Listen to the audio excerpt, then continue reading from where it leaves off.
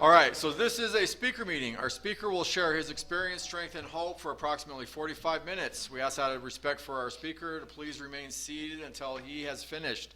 And this guy's been a big influence in my sobriety. He was one of the guys that gave me his number when I was first coming in and said, call me, you know. So let's welcome Dan.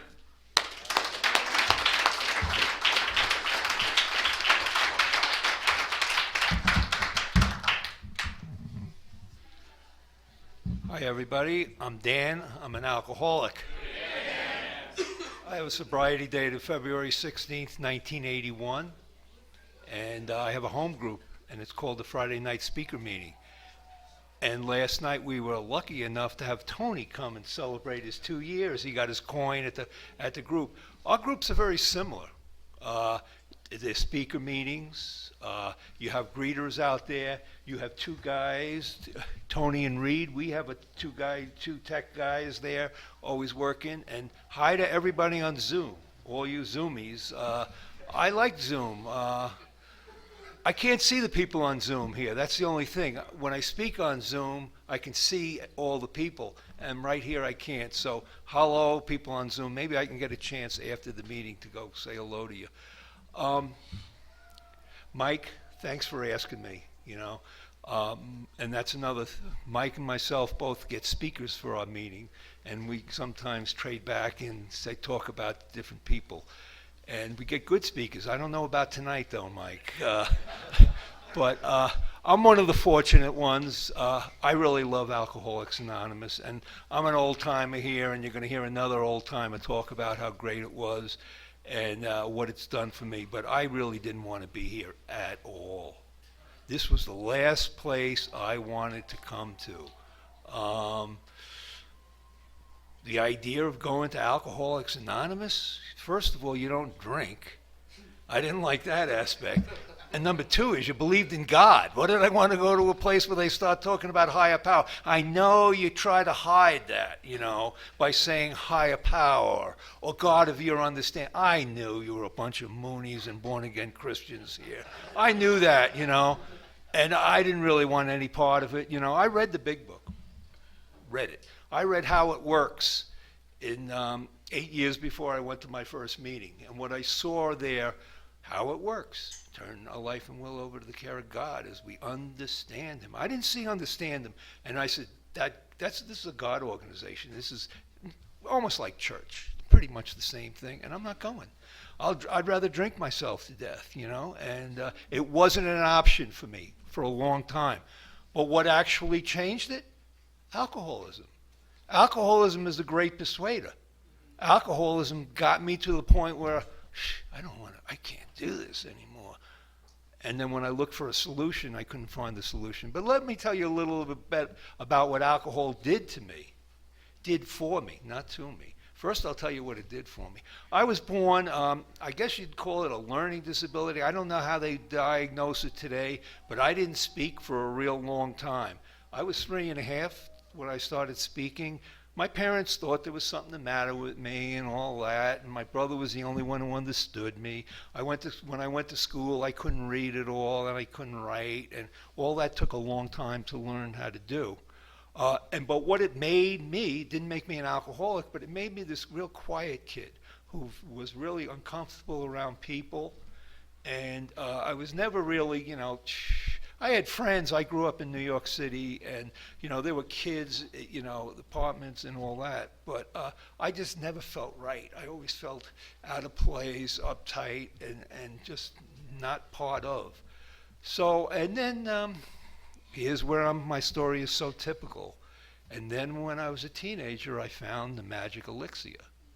And I remember the first time I drank and got drunk. It was great. Even though I puked, and my friends had to carry me. They had me, you know, about 4 of them were carrying me around the streets and all that and dumping me here and dumping me there. And I said, I'm never going to do this again. I woke up the next day and I says, I can't wait to do it because I felt good. There's such a, and I became a drinker. Simple as that. I did all the other stuff too, but I'm not really going to talk about them. So I became a drinker, and I became pretty good at it. Actually, I could use it. I could drink a lot. I was pretty much beer but I can, whatever you had, and that held with almost everything, whatever you had, and if it was free, I'd do it. But, so it went pretty good for a while, and I was, especially as a teenager in the early 20s, get to hang around with people who like to do these things, and I had friends. And so what happened, I was actually, even with my learning disabilities, I was able to graduate college, and I got married right after college. We had a kid. I thought things were really good. And then she just left. And that was an excuse to really get into it, and I started drinking a lot and staying up late, going to the bar, trying to work. Another thing, even though I did graduate school, I didn't really want to be a professional because you have to show up at work all the time. I didn't really like that. You get a job, you just can't quit. So I got involved in construction, and that's what I did for a while. And because you can quit that and get another one, and get fired and get another one, and all that. So it just started going bad in '73, like 8 years. All of a sudden, I would, like, just general stuff, like the car accidents, the fights, the making a fool out of myself, waking up and all that's going, I can't do this, missing work because I was out, till 2, 3 in the morning drinking and all that kind of stuff. And I sought some help. I went to an alcohol counselor, and I told him, I got a little problem with alcohol. I'm drinking a little too much. I don't really want to stop drinking, but maybe you can help me so I don't drink so much and I can control my drinking better. And he says, well, let's see if we can. I don't know if you can. He spoke a little line and all that, and I tried. So for the next 8 years, what basically happened is I try to enjoy and control my drinking. If in our big book, there's chapter 3, and it talks about all the different ways Bill, back in 1939, described how we try to control our drinking and not get into trouble and hold on to it. I wanted to hold on to it. Who wants to lose this great friend? Alcohol is a friend. And then all of a sudden, being an alcoholic, it just seemed to turn in the wrong, it just got worse. So over the years, I did, what I look back at, stuff that I'm really kind of embarrassed that I did. I left my son for 5 years. I just kind of disappeared. I was just traveling around the country on the West Coast, and I left him with his mother. And that's, and I really felt very guilty about that for a long time. And but I was, what really got me to, what I would be doing is I'd be trying to control it, taking days off occasionally, and then occasionally trying to stop. I try to stop drinking, and all of a sudden I don't remember starting again. How did this all of a sudden happen? I said I was going to stop, and then all of a sudden I find myself, drunk in the bar for 3 hours. I wasn't going to drink. I don't know why that happened. And that would continue to happen, and I was admitting that I was an alcoholic to myself. What happened also, which I didn't like, is I couldn't go in the bar anymore and fit in. A bar is, a bar for a moderate drinker is a fun place to be. But for an alcoholic, towards the end of everything happening, I'd go in the bar, I'd be the guy, the guy at the end of the bar looking into the mirror and not talking to anybody for 3 hours. I found myself doing that, and I'm going, what the hell's the matter with you? You can't even talk to anybody, and let alone talk to women anymore. Alcohol was my ticket, for social contacts, with women, and didn't work anymore. So I found myself drinking alone at my house. I was much more comfortable. And I always told myself, I'm a social drinker if I drink with people. But if I drink alone, then I'm an alcoholic. And I'm saying to myself, here I am drinking alone. So I would try to stop, wouldn't happen. Try to stop, wouldn't happen. Not going to go to AA or any of those other things. So one day I just, not a particularly bad drunk. all of a sudden, I wake up and I say, I'm not going to drink again. I'm an alcoholic. The horrors, waking up with those horrible hangovers and, and I was one of these people. I wouldn't take the morning drink because that would make me an alcoholic. And I used to tell my friends, I said, I'm not going to drink in the morning. You can't drink in the morning. Well, I would do other things in the morning, to calm me down a little bit. But so that morning, I actually had some visitors. My parents were coming to visit me, and I said, I'm not drinking anymore. I had some beers in the refrigerator. I said, I'm going to have 2 beers. I drank 2 beers, and my parents came. I don't even remember the visit. I guess it went okay. But those were the last 2 beers I had, which was in February of '81. I wasn't going to AA, though. I still considered myself an atheist. I'm not going to go to that religious organization, AA. I'm not going to, I'm going to do this myself. But I really knew I couldn't do it. So I started reaching out to people. I had an ex-girlfriend who I saw got sober in the mid-'70s, late '70s. So this was a few years before me. And I saw what it was like. She really changed. I mean, she was much better being sober. And then she wasn't going to hang out with me. But I did write a letter to her parents because this was before you just can't find somebody on the internet. 1981, and so I wrote a letter to our parents' house in Paradise, California. It seemed like she called me up in 2 days after I sent it. I don't know how she got it so fast. And I gave her my regular spiel. I'm not going to that AA. I need help though. I don't know what to do. I'm going crazier. I feel almost worse. And she said to me, why don't you try real novel suggestion. 1 AA meeting. You think you can handle that, Dan? 1 AA meeting? I says, well, I'll do it for you, Kathy. I'll go. I'll go to that 1 meeting and we'll see what it's like, So I had it all planned out, picked the meeting. Somebody told me where to go. I believed those 19 days that I didn't go to a meeting after I had my last drink, the grace of God carried me. This is grace to me today when I look at it.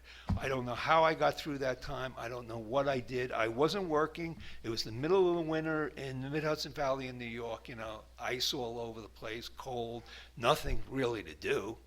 I lived in the country and it was like, I just didn't feel like doing anything. So, but I didn't drink for 19 days and I went to my first meeting. And I remember the first meeting I went to was a speaker meeting about probably 3 times the size of this one. And I walk into the meeting. It was called the Tri-Bridge meeting. And I didn't know what to do. What do you do? I didn't call AA. It wasn't 12-step. I've never been to treatment. I'm just walking into AA because I don't want to drink anymore. And people told me to go there. So I'm just standing around. And this guy, it's really hard to tell the newcomer, right? I'm the newcomer there. I don't know what to do at all. And this guy, Bill, we're still good friends today, says, come here, sit down. And I sat down. And I says, I don't know if I belong here. I don't want to drink anymore. I'm an alcoholic, but I don't believe in God. He says, it doesn't really matter what you believe in or not believe in. And he says, if you have a drinking problem, you're in the right place. And it's really, the irony of the whole thing is, Bill was a priest. And I was the anti-religious guy. My present sponsor, my California sponsor, I have 2 sponsors now, and a service sponsor. My California sponsor is an Episcopal priest. So I got it covered. I got the Catholic priest, the Episcopal priest, good friends, and men of religion have helped me. I've never been a religious person.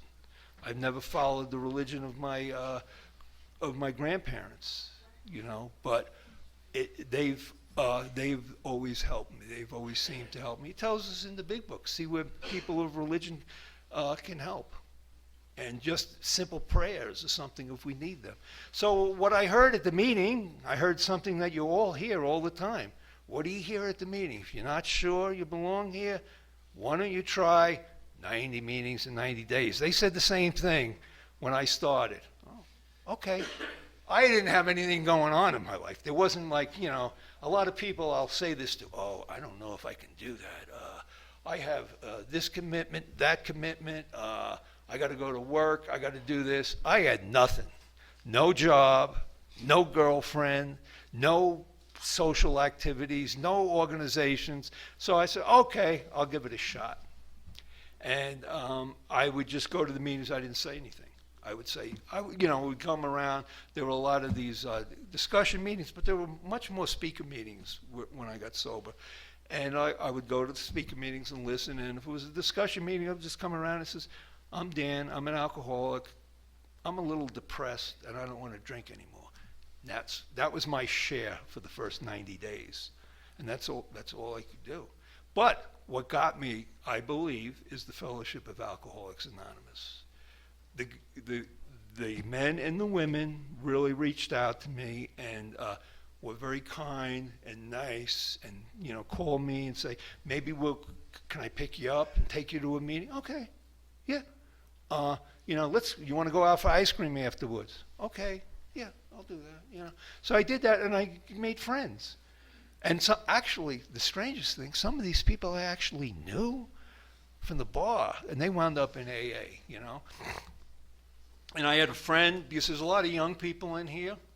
I had this guy who I know the program. He has probably maybe 5 or 6 more years than me. His name is Jimmy from New York.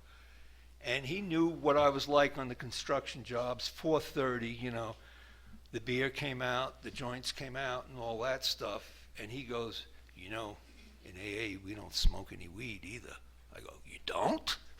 Really? That's not drinking. And he goes, well, what was explained to me, and this is another, I consider grace of God coming in. He says, well, every time you have a problem or you're bored and you want to get out of yourself and you're going to smoke some weed, what good is that? You're not really working on yourself. And also, you ever get that cotton mouth? What are you going to kill that cotton mouth with? Budweiser goes good with that, right? Maybe Genesee Cream Ale. I don't know. If you're from New York, you don't know what Genesee Cream Ale is here, but that was what I was drinking at the end. And for some reason, I bought it. I have no idea, and I haven't done any of that stuff since then. And I used to smoke a lot of that stuff. And I actually went home and threw everything away. I don't understand it, because I am somewhat defiant, and I don't really want to hear what you telling me what to do. I think I can run this whole show by myself, especially at this point. So I did my 90 meetings in 90 days, and that was what I was going to evaluate the whole thing. I was going to evaluate after 90 meetings in 90 days. And I said, listen, to myself, I think I'm doing a lot better now. 32 years old, if you don't drink for 3 months and you're an alcoholic, you're definitely going to feel a lot better, especially physically, So I felt a lot better. I made whole bunch of friends who don't drink, who were like me. They were alcoholics. They were as crazy as I was, and they were sober, and they weren't drinking. So I had that fellowship of Alcoholics Anonymous is great. I still didn't do any of these steps or the program, of recovery or anything like that. I did get a home group, though. They kept on saying get a home group. Didn't get a sponsor for the first 3 months. And some of you might know my wife, Beth. She had this sponsor, the late Millie R. And she used to be on my case so bad. Every time she'd see me, she'd go, Dan, did you get a sponsor yet? Why don't you ask so-and-so? Ask this guy. I said, oh, come on. So I would just avoid her like the plague. But I knew this is what everybody did. You got a sponsor. You went through the steps. So I finally got a sponsor. I asked another guy, and he said, yeah. And the way we did this, so I said I want to do the steps because that's what everybody, I'd go to all these speaker meetings and you're going to hear it from me. You're going to hear the same deal from me, how I went through the steps. But this is what everybody seemed to do when they talked about the recovery. So back then, back in the Mid-Hudson Valley in Kingston, New York, New Paltz, New York, where I went to meetings, we didn't use the big book. We didn't use the big book of Alcoholics Anonymous as a book of recovery. And I've spoken to a lot of people around the country who have had the same experience. We used the 12 and 12. The big book came into much more prominence later in the 80s. Thanks, if you've ever heard of Joe and Charlie, the late Joe and Charlie, they are the people that really brought the idea of using the big book as a program of recovery, and they do these weekends and go over these, and a lot of other people have tried to, kind of emulate them, and I'm one of them. I kind of try to do what they do, as a big book presentation. So I was able to do the steps through the 12 and 12. I'd go to all these 12 and 12. Here's a perfect example. Ulster County, where I went to my meetings. I have the old schedule that I got from my first year of sobriety. And there was 0 big book meetings, 0. And there were 5 12 and 12 meetings, a whole bunch of speaker meetings and some discussion meetings. 8 years later, all of a sudden there were big book meetings. So it did change during the 80s, and people do that now. So how I did the steps, my first, I did it with Wes. I had another guy, Bob, who helped me. It was a team effort. I needed more. Like today, I need help from more than one person.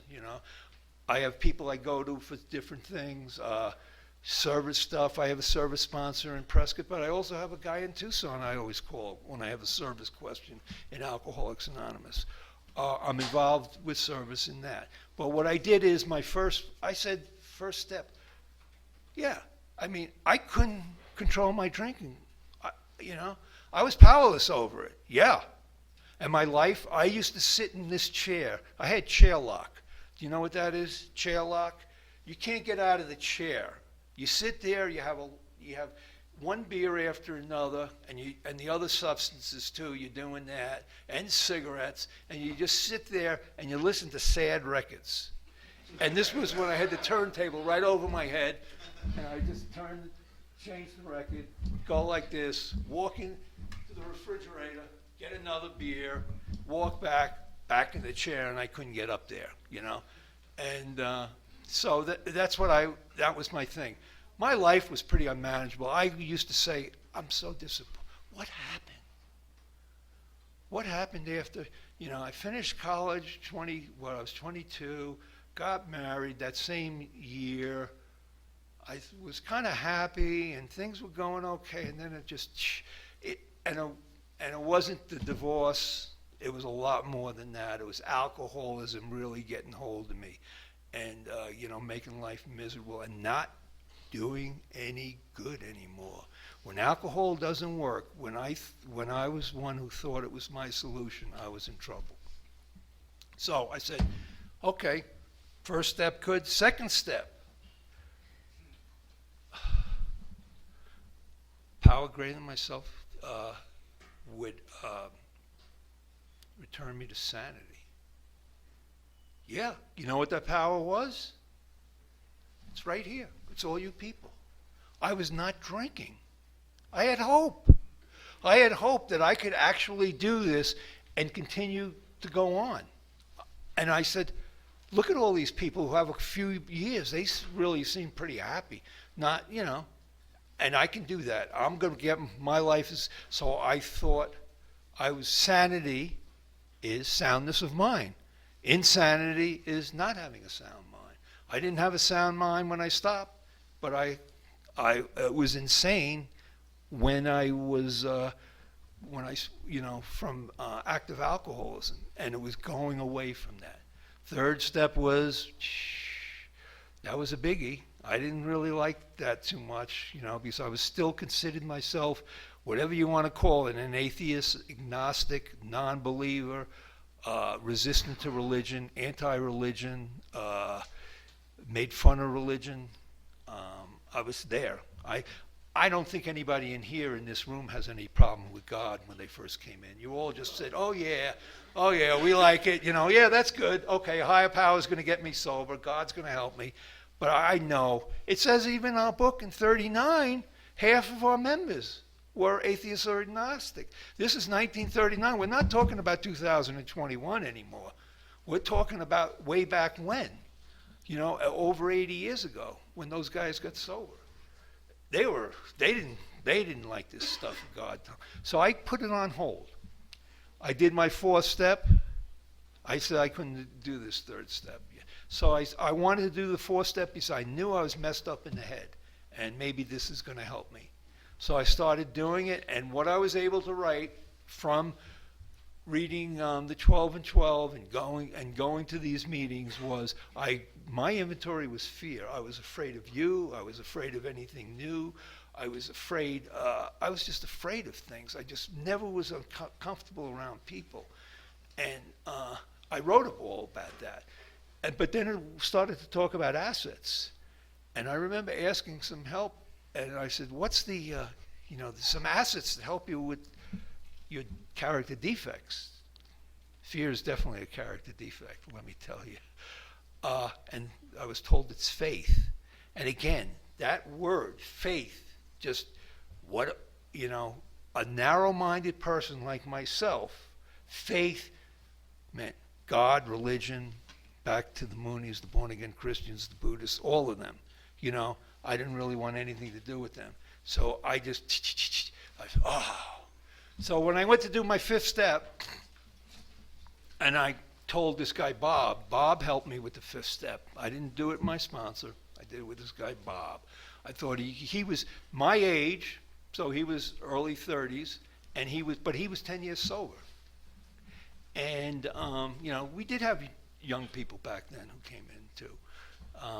Actually, I was one of the young people at 32, and I know there's a lot of people here in their 20s, And so what I said to Bob, I went through this whole thing about the faith and how it makes me uncomfortable in AA. And Bob basically said to me, he says, Dan, he says, it just says you made a decision to turn your life and will over to the care of God as you understand him. It's a decision. And I says, I wanted to see God on TV, coming on or calling me up on the phone or, going to a drive-in movie, and see God come there and says, "Hi, Dan, this is God. I really exist." No. And he said, "You're not going to see that." I says, "Well, then how am I going to believe in him?" He says, "It's faith." And what he said is, do you think it would be better for you if you had some kind of faith or some kind of higher power in your life? And I thought for a minute, and I says, it would be a lot better in AA. I wouldn't feel so out of place so often and resentful when I would hear people like me get up and talk about how they've had this, spiritual awakening. And I thought, and I sat there, and Bob said, "It's up to you, Dan. I'm not going to say anything else."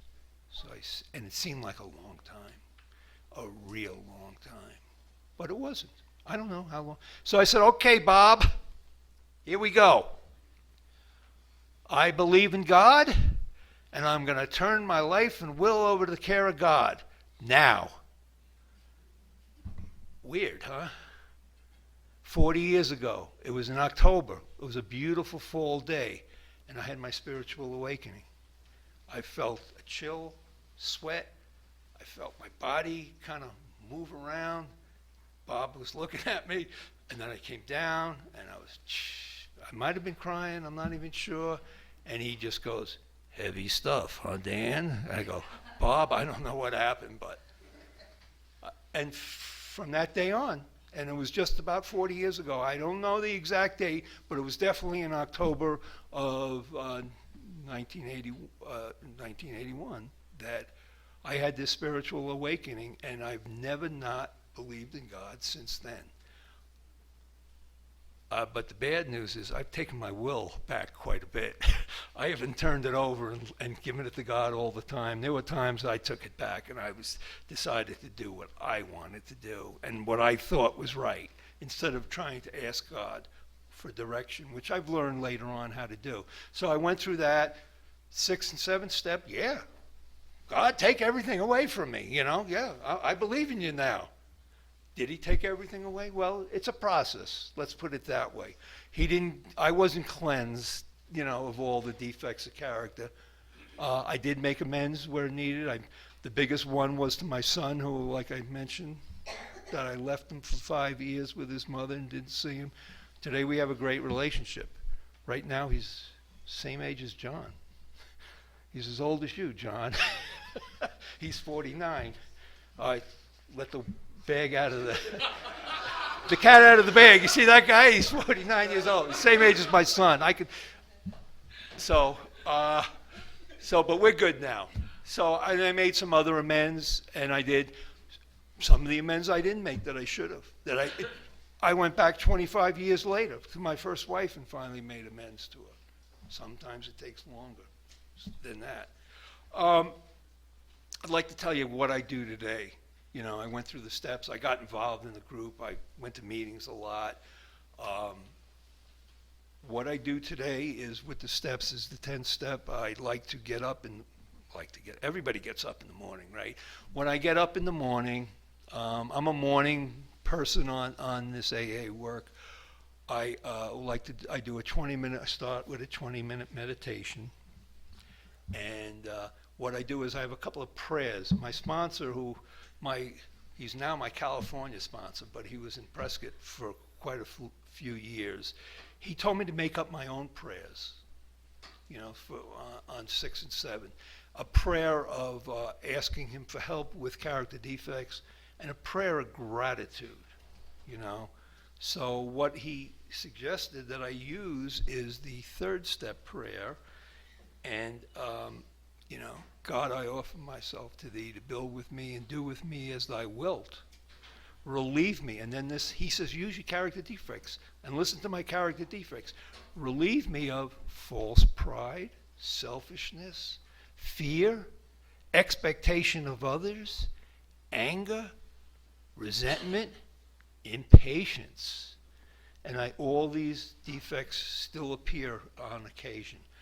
A lot of them have melted away, or whatever you say. And then he says, make one of gratitude.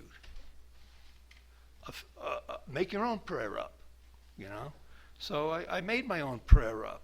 So I'm going to emphasize the assets that I want to use when things are not right, First of all, I thank God for my acceptance of alcoholism.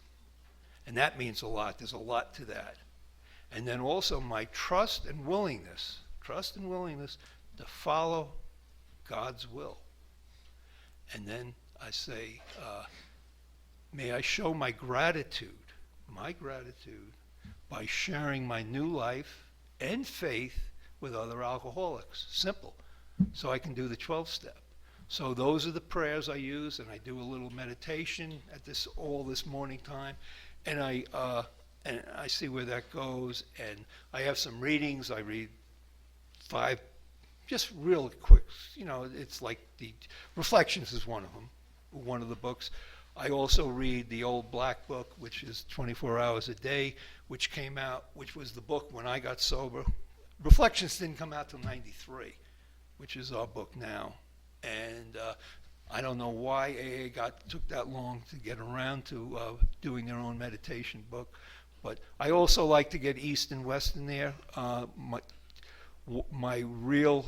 of my top spiritual heroes is Mother Teresa.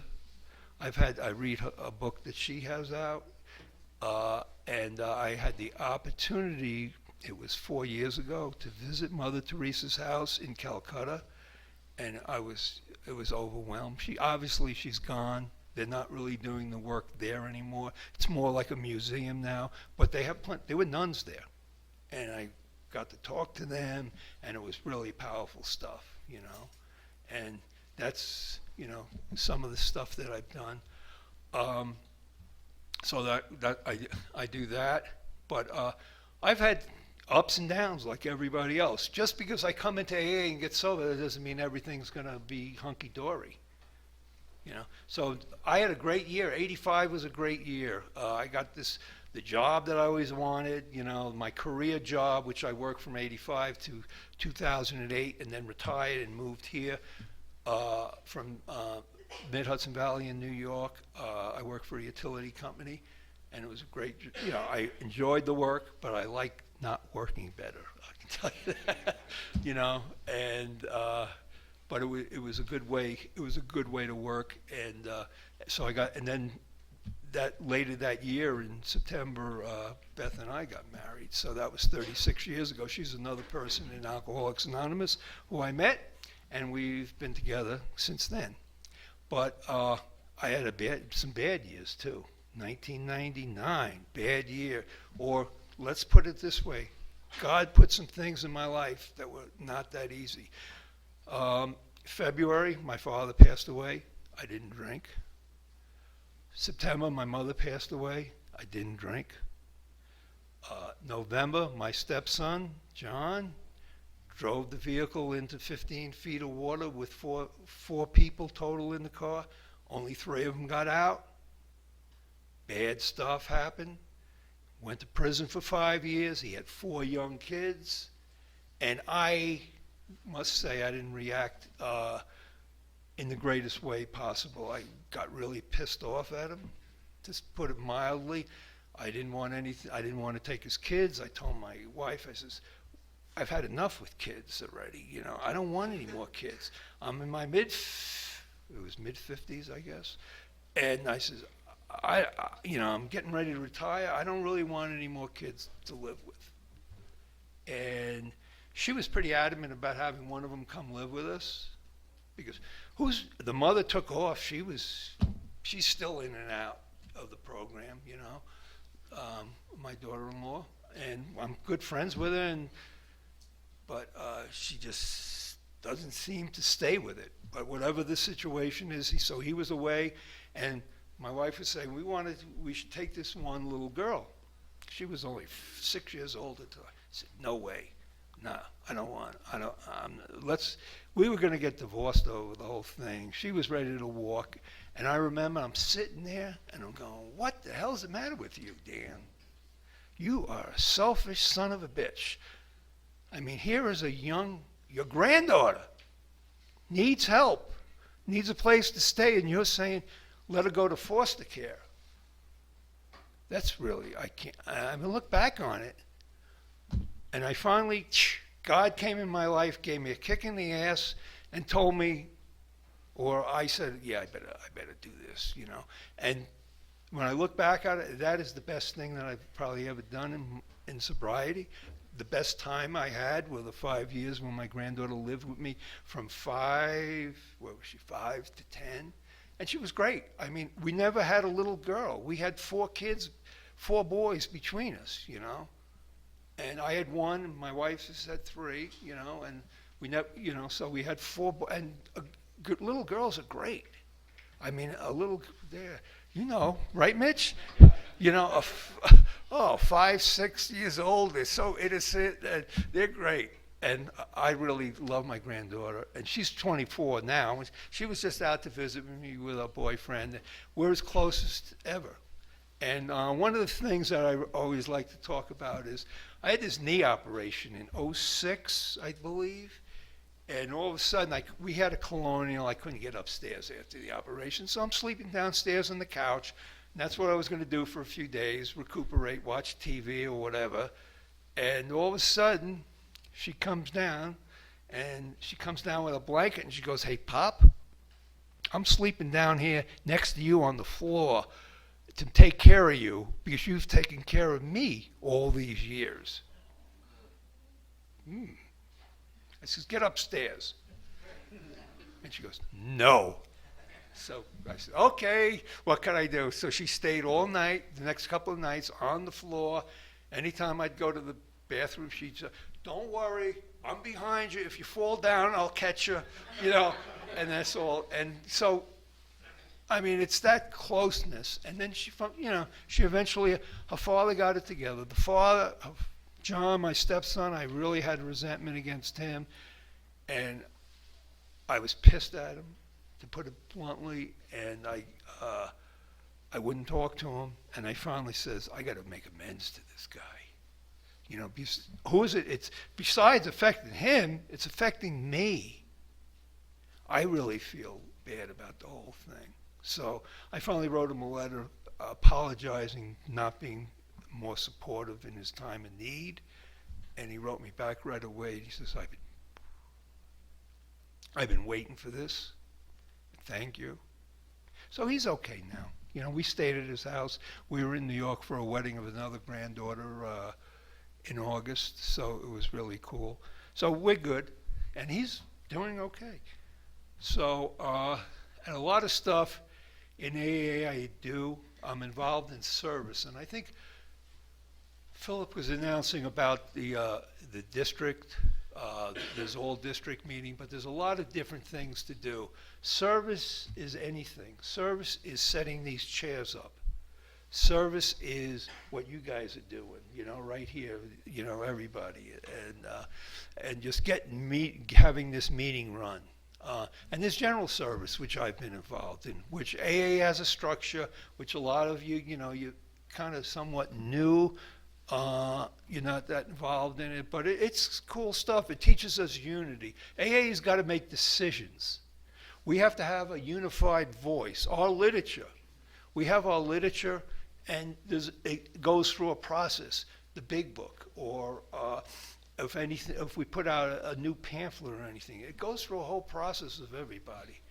And and I have the honor to serve everybody here as Arizona's literature coordinator, which I really like doing. I haven't been in as many events as I wanted to because of the COVID, but hopefully I will be at the Shoestring Roundup as your literature coordinator, having all of AA's books and pamphlets, not all of the pamphlets, but all of the books in English and Spanish and a few in French, and if you would like to buy them, or just come by and say hello and we'll talk to them, talk about them. So AA has given me a life beyond imagine, and I know a lot of that, sometimes it's hard to imagine, but I can't imagine what, I don't think I would, I'd know if I didn't stop drinking when I did, I wouldn't be alive today because I had other issues going on, and that would have definitely killed me.